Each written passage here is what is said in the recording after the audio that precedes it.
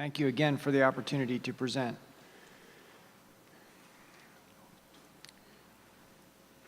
One of the challenges with pectus excavatum patients is follow-up. As Dr. Nuss was just bringing up, it's important to try to follow the patients on an ongoing basis. Initially, after Dr. Nuss's report, we were very successful in getting patients to come back on an annual basis.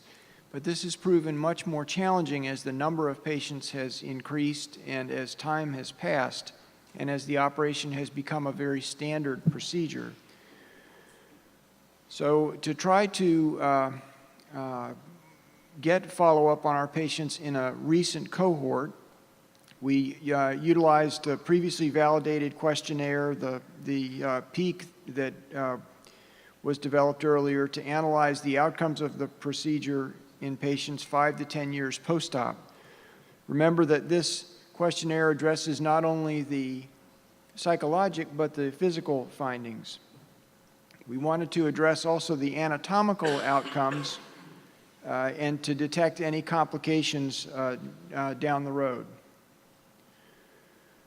So we queried our database, which contains all consenting patients, over a 5-year interval, and during that 5 years we had 623 patients. The patients ranged in age from 13 to 39 years. They were all contacted by regular mail or by electronic mail, email, depending on what contact information was available. We asked both the patient and the parent to complete the PEAK and also to submit a photograph. We provided incentives for doing this in the form of a $15, Target is the name of a store, not Dr. Park's Targets, and that was offered to patients who returned a questionnaire, and an additional $10 was offered if people were willing to send a current photograph of their chest. The packets were sent out in June 2014, followed by 2 reminder mailers, one in July and one of August. And an online survey on SurveyMonkey was opened in June 2014 for those who didn't want to respond through the mail. Telephone surveys were attempted with all patients who did not respond by mail or online, and follow-up efforts extended from June 2014 to January 2018. To explore the types of responses that were gathered from patients and parents, the medians of Likert scale scores were calculated. So of the 600, we got 31% back, 191, and 13% of the parent questionnaires.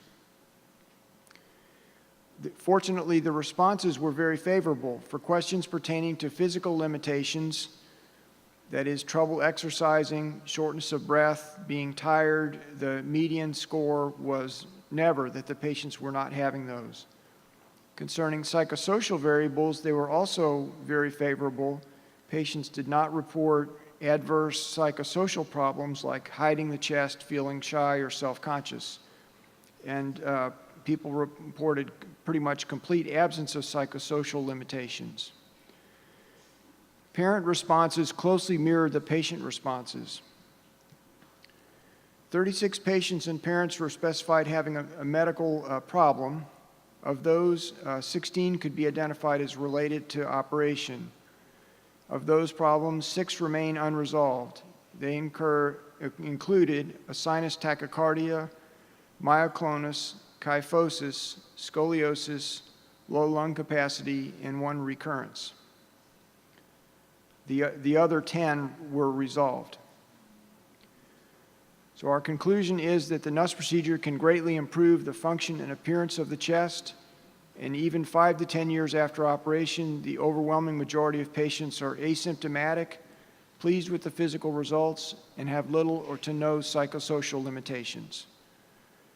This is the results from the PEAK, and you can see that the median score here, the median score was the optimal score in each case. For some of these, the optimal score is a 1. how the chest looks in general, a 1 is very happy. And for the ones who are avoiding doing things, that 4 is the optimal score. And to indicate that not every patient had the optimal score, you can see this is the percentage with the median score. And this is from the parents, the similar data. And this should be coming out in seminars in pediatric surgery in the near future. So I thank the group for the opportunity to present this information.